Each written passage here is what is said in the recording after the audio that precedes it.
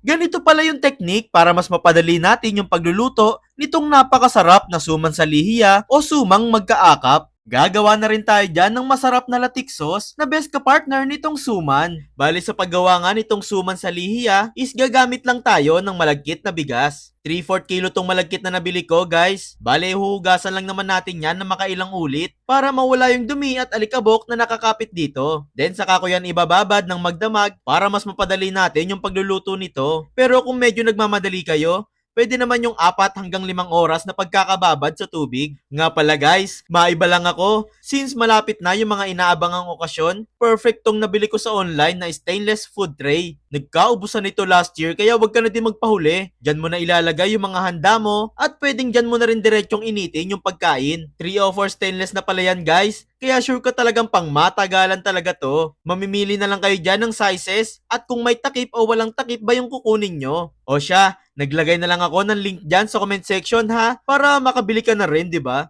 Bali bago pala tayo mag-proceed sa pagluluto ng suman, luto muna tayo ng latik sauce. Sa kawali maglalagay lang tayo ng 200 ml ng kakang gata at itong 3/4 cup ng dark brown sugar. Kung ayaw nyo ng medyo dark yung latik sauce, pwede naman kayong gumamit ng medyo lighter na kulay ng asukal. Haluin at lulutuin lang muna natin to sa medium heat until lumapot ng gusto yung consistency. Isingit ko lang palang i-shoutout tong sila Ma'am Camille Buico ng Cavite, Ma'am Mel V. Vergara ng Bicol, Ma'am Mel Aquino ng Tarlac, at si Ma'am Merly Camacho ng Palawan na laging nakasubaybay sa mga recipes na ina-upload natin araw-araw. Salamat po lagi sa inyo. Dito guys, mga 10 minutes kong niluto tong latik sauce hanggang sa ma-achieve ko yung ganitong kalapot and mas lalapot pa yan once lumamig na tulad nito oh. Set aside lang muna natin yan and dito naman, pagkababad nitong malagkit na bigas, isuhugasan natin yan ng 2 beses. At this point guys, medyo malambot na yung bigas natin. Yung tipong pag kinurot mo eh nadudurog na agad. Ganun po dapat. I-drain lang natin ng gusto tong bigas. Then saka natin yan lalagyan ng half teaspoon ng asin at 1 tablespoon ng lye water or lihiya. Etong lihiya guys, nabibili lang sa palengke yan ha. And 20 pesos nyo lang yan mabibili. Naglalagay tayo niyan para mas maging makunat yung magagawa nating suman. Haluin lang natin yan ng gusto. Then dito naman,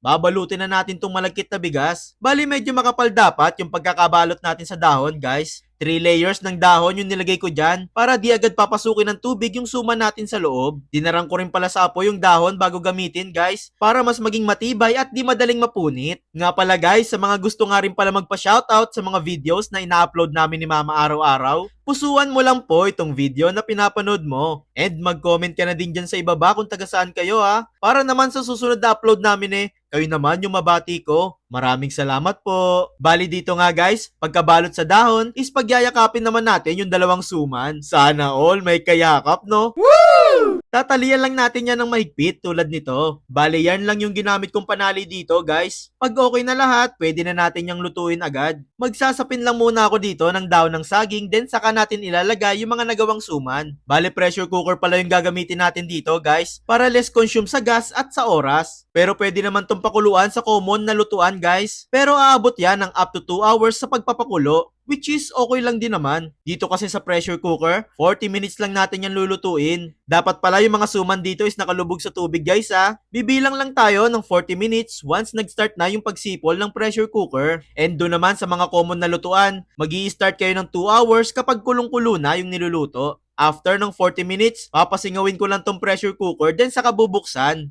Ayan na guys! Luto na tong suma natin oh. Bali papalamigin ko lang to since sobrang init nga nito. And there you have it guys. Ready nang iserve sa pamilya itong ubod ng sarap na suman sa lihiya o sumang magkaakap. Tamang-tama lang talaga yung kombinasyon ng latik sauce at nung nyog dito guys. Sure talaga ako mapaparami ka ng kain nito. Kaya ano pang hinihintay mo? Subukan mo na ding magluto nito.